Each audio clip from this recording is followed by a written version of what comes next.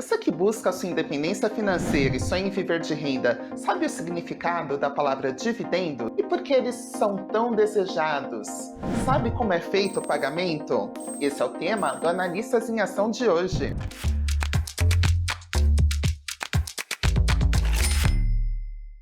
Hoje nós vamos falar do momento mais esperado pelos acionistas, que é o recebimento dos dividendos. A analista Ângela Tossato, da Nuinvest, vai contar como garantir um dinheirinho a mais no bolso. Ângela, antes de tudo, explica pra gente o que são os dividendos. Bom dia, Tati. Olá, investidores. É um prazer estar novamente aqui no Analistas em Ação. Então, o tema de hoje não é novo para os investidores, né? Mas sempre surgem aquelas dúvidas na hora de buscar por essas empresas que pagam dividendo, como, por exemplo, as datas importantes que devemos prestar atenção para participar dessa distribuição de proventos, né? O que fazer com o dinheiro recebido e como buscar essas oportunidades no mundo tão extenso que são, né, as ações listadas na B3. E também, né, por que os investidores gostam tanto de receber esses proventos. Então, mas chega, né, de delongas e vamos então para a pergunta da Tati, né? O que são, então, esses tão sonhados dividendos?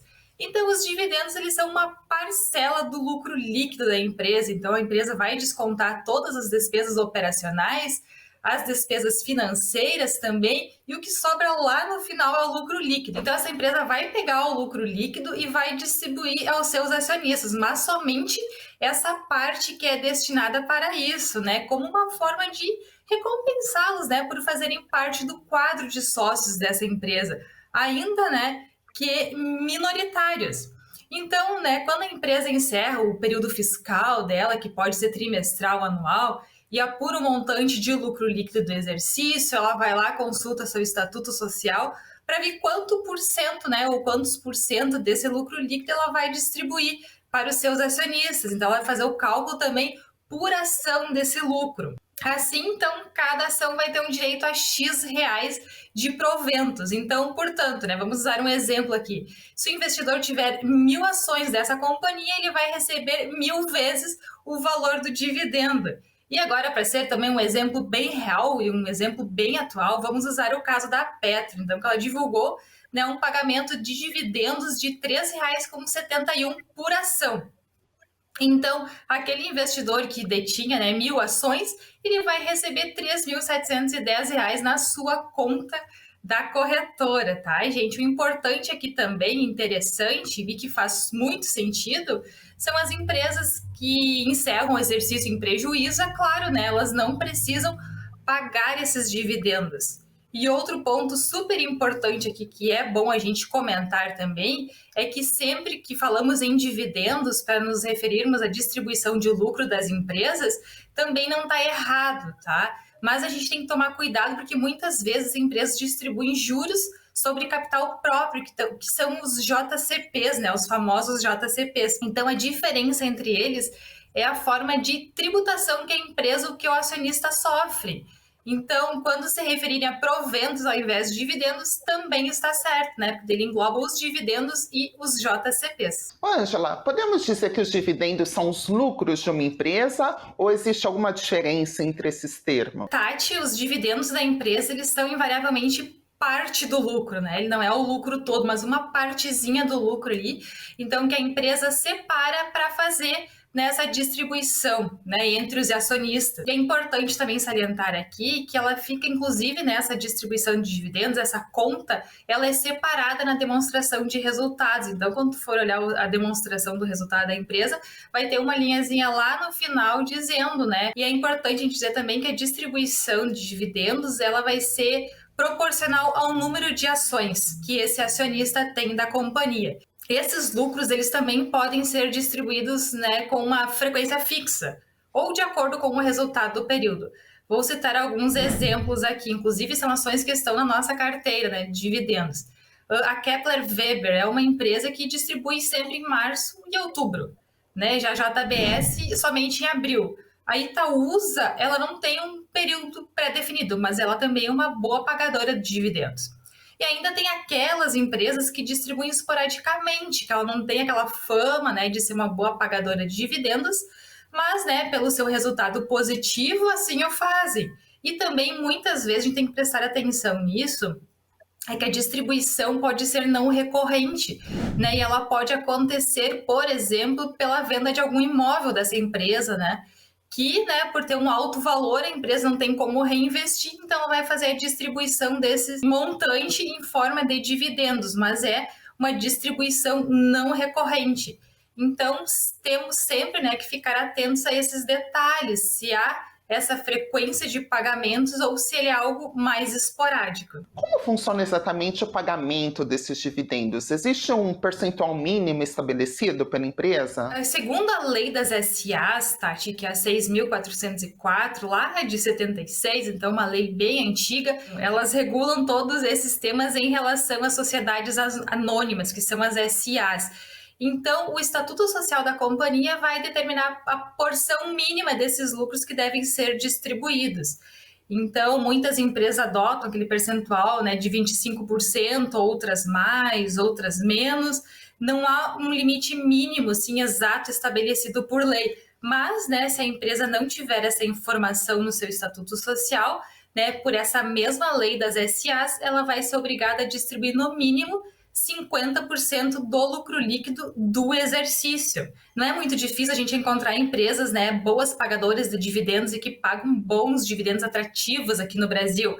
Tanto que a gente tem na Nuinvest a nossa carteira de dividendos, né, porque a gente acredita nesse case de geração de renda passiva através da escolha de boas empresas pagadoras de dividendos.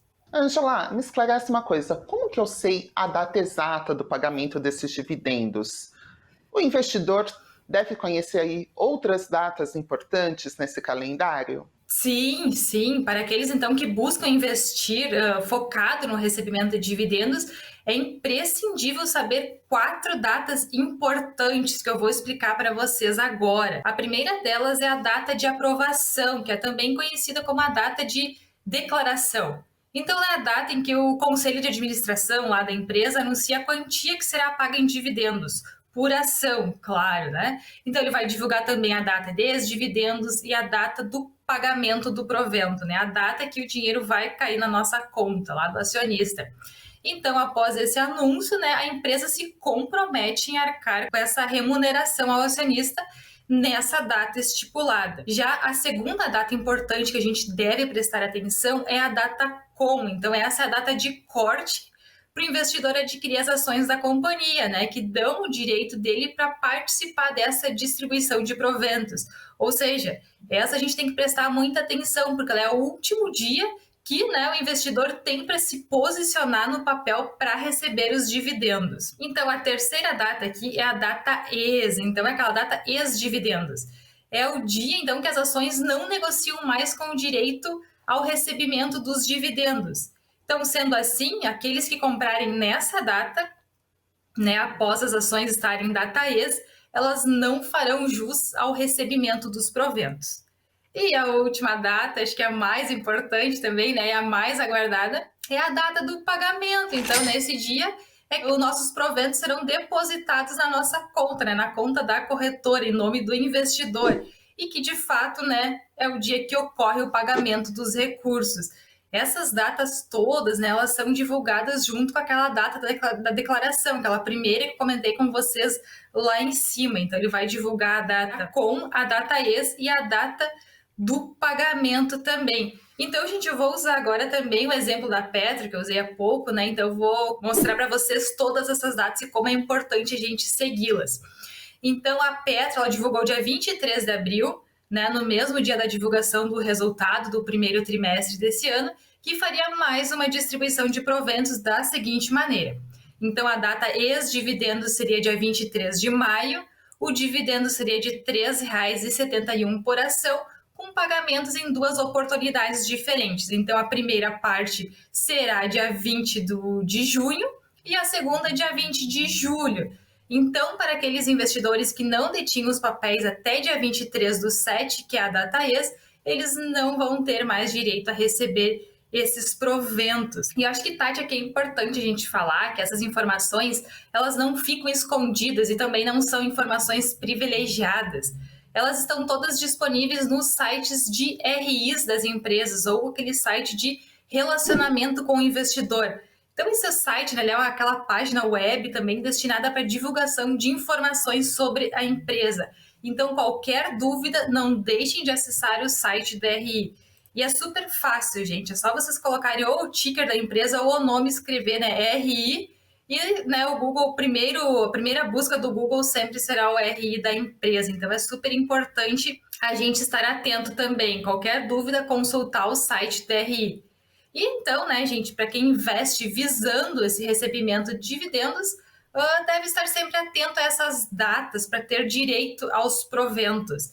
Então, o investidor deverá sempre comprar antes da data ex, caso contrário, terá que aguardar um novo anúncio para participar de uma nova rodada de distribuição de proventos. Essa dica do site é uma dica muito importante, hein, para o investidor. Ângela, como que eu sei quais as empresas que pagam os melhores dividendos? Então, Tati, geralmente, né, as maiores pagadoras de dividendos são empresas saudáveis, empresas longevas, aquelas que têm um histórico bem grande já, né, que foram fundadas há muito tempo e que possuem algumas características únicas de qualidade, que as colocam naturalmente como um investimento mais seguro e mais rentável. Então, por exemplo, né, quando elas têm uma forte geração de caixa e de lucro, são empresas lucrativas, né, com alto volume de receitas. Essas receitas também, né, têm uma alta rentabilidade. Então, é um dos fatores que levam a empresa a ser uma boa pagadora de dividendos. O outro fator que a gente pode mencionar aqui é aquele crescimento moderado, né, gente? Porque essas empresas não conseguem reinvestir todo o seu lucro. E aqui eu vou dar um exemplo da Vale. Então, como a Vale já é uma das 3 maiores mineradoras do mundo, ela não consegue mais reinvestir todo o seu lucro para ampliar, né, o seu próprio negócio. Então, ela já está numa proporção mundial, né? Então, ela não tem mais espaço para crescimento em larga escala. Por isso que empresas com crescimento moderado, né, elas também são boas pagadoras de dividendos ou fortes candidatas, né, a serem boas pagadoras de dividendos. Já outro fator que implica, né, numa empresa poder ser, né, uma boa pagadora de dividendo ou não é a previsibilidade de receitas. E aqui eu vou trazer um exemplo bem prático que vocês já conhecem também e que são as empresas de energia elétrica. Então, por elas terem um alto valor inicial para implantar novos projetos, os contratos geralmente são muito longos, né, em torno de 30 anos mais ou menos. E eles são também corrigidos pela inflação anualmente, ou pelo IPCA, ou pelo IGPM. Então, essas empresas já sabem de antemão, né, as suas futuras receitas, o que dá aquela certa previsibilidade para a geração de caixa, né, a geração de caixa para aquele lucro, tá, gente? Então, são esses 3 fatores que a gente sempre olha para escolher uma empresa que pode ser uma candidata, né, a ser boa pagadora de dividendos. E aqui eu vou trazer para vocês também mais 5 exemplos, tá, gente, de empresas que pagaram dividendos esse ano, tá? Eu peguei os dados de janeiro até maio e eu vou mostrar para vocês então, né, um top 5 aqui, né? Foi a Bradespar, ela pagou 36,85% de dividend yield. E o dividend yield, gente, é a relação, né, entre o dividendo pago e o valor da ação da empresa. Então, foi 36,85%. A Gerdau foi a segunda maior pagadora de dividendo do trimestre, né? Podemos dizer trimestre, de janeiro até maio, com 20,76%. A Braskem em terceiro, com 18,32%. A Marfrig, com 17,66%. E por último, aqui nós temos também a Vale, né? A Vale, conhecida por boa pagadora de dividendos, com 16,89% de dividend yield. E agora acho que é importante comentar aqui, né, que se tu não está habituado a investir ou a buscar oportunidades, né, em empresas pagadoras de dividendos, acho que a dica aqui, Tati, também, né, para quem está começando é seguir alguma carteira recomendada com foco, né, nos dividendos, porque todo esse trabalho, então, né, para escolher essas empresas, para analisar, para fazer a seleção desses ativos, algum analista com certeza já vai ter feito por ti.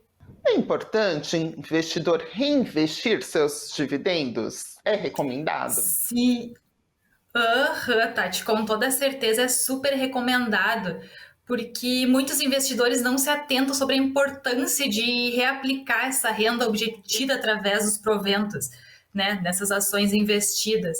Mas, né, aqueles investidores que recebem esse dinheiro e gastam, eles perdem a oportunidade de acelerar o processo de construção do seu patrimônio. Tá, mas e por que isso, né? Porque o patrimônio do investidor é proporcional ao número de ações que ele possui. Então, se o investidor utilizar os dividendos recebidos para adquirir mais ações ao longo do tempo, né? A gente está falando aqui de longo prazo, o número de ações que ele detém irá aumentar, né? E o recebimento desses dividendos vão aumentar também nessa mesma proporção. Só que não é indicado reinvestir os proventos se o investidor já, né, tiver uma renda passiva e se ele já é independente financeiramente, né? Ou seja, se ele consegue pagar todas as suas contas do mês com essa renda vinda dos investimentos, né? Ou se ele tem algum patrimônio que permita, né, essa aposentadoria, vamos chamar assim. Caso contrário, sempre nós aconselhamos o reinvestimento dos dividendos para continuar essa geração de renda passiva ao longo do tempo. Angela, me explica qual a relação entre a recompra de ações e os dividendos. Isso aqui é super importante, Tati, porque a recompra de ações ocorre, né, quando essa empresa listada, né, na bolsa utiliza o próprio caixa para adquirir mais ações de sua própria emissão. Então, ela recompra lá, né, através da bolsa de valores, suas próprias ações de volta. E a gente está vendo, né, um movimento muito forte de recompra de ações nos últimos tempos, né, da Vale, da JBS, da CSN, né, e por aí vai. Há uma dica aqui, gente, lembrando, né, que geralmente as empresas recompram suas ações quando elas acham que as ações delas, né, as próprias ações estão baratas na bolsa. Então, fica mais uma dica aqui, né? Mas ao adquirir suas próprias ações, ocorre uma redução no total de ações disponíveis no mercado, ou free float, que a gente chama, né, no mercado financeiro. E dessa forma, então, os acionistas remanescentes passam a deter uma participação maior na companhia automaticamente. Então, a recompra de ações gera muito valor para os acionistas, né? Porque as empresas, ao adquirirem suas próprias ações de maneira recorrente, podem apresentar um significativo crescimento no lucro por ação, né? Porque o denominador dessa forma do LPA, o lucro por ação, é o número total de ações. E quando esse número diminui, em função da recompra, o lucro por ação aumenta automaticamente, Tati. E por que a carteira de dividendos ela é tão atrativa? Aqui o motivo, acho que ele é bem simples, né? Porque é pela preferência pelos dividendos. Então, os investidores valorizam muito mais um real ganho num dividendo do que um real ganho na valorização do ativo. Mas e por que isso, né? Porque muitas empresas, que elas são pagadoras de dividendos, elas são mais estáveis, elas são empresas mais maduras, que nós comentamos há pouquinho aqui no programa, elas têm uma previsibilidade de receita no longo prazo, né? E por isso elas são menos voláteis, né? E ainda o acionista vai ter aquela recompensa financeira através da geração da renda passiva, que no longo prazo, né, o acionista então vai ser recompensado, né, com uma longevidade financeiramente saudável. Ele vai ter uma fonte a mais de renda do que a sua aposentadoria. Vamos agora ao momento em que a gente faz as perguntas deixadas pelo pessoal que acompanha a Invest News. A primeira pergunta é do Matheus R. Ele questiona qual a diferença entre dividendos e JCP para o acionista e qual é a melhor.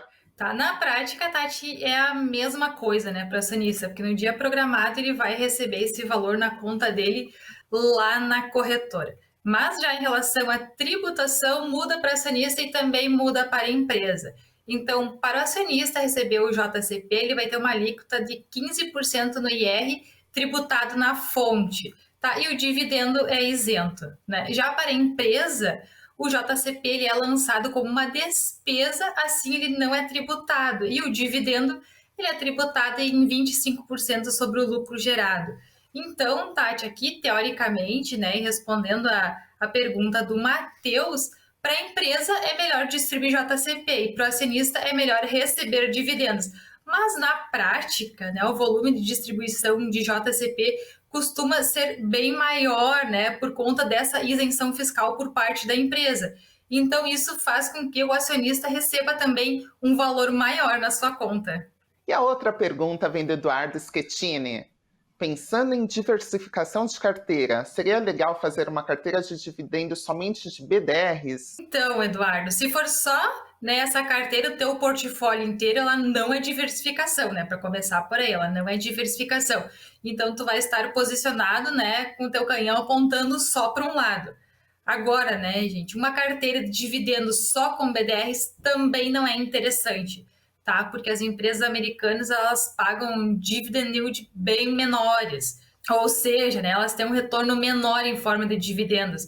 Pois, né, como a taxa de juros americana, né, a taxa de juros por lá é muito baixa, né, as empresas são incentivadas sempre a reinvestir em seus lucros e não distribuírem para os acionistas. Nós temos, inclusive, um exemplo na nossa carteira de dividendos lá no Invest, que é a Coca-Cola. Então, ela é um BDR, né, que tem a participação de 15% nesse portfólio. Então, ela é uma pagadora de dividendos há décadas, né, há 50, 60 anos, e mesmo assim o seu dividend yield é menos de 3%, né? Mas como uma forma de diversificação, ela faz parte do nosso portfólio, né, da carteira de dividendos da Nuinvest.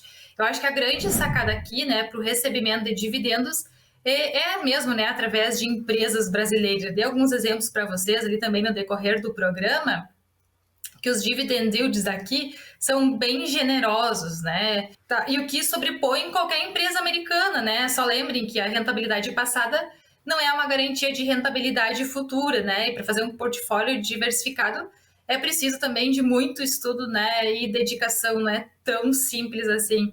Ângela, agradeço a sua participação no programa de hoje, desvendando os mistérios do mundo dos dividendos. Ai, obrigada mais uma vez, Tati. Um ótimo domingo para todos vocês e até a próxima. Muito obrigada. O Analistas em Ação de hoje fica por aqui. Tenham todos um excelente domingo.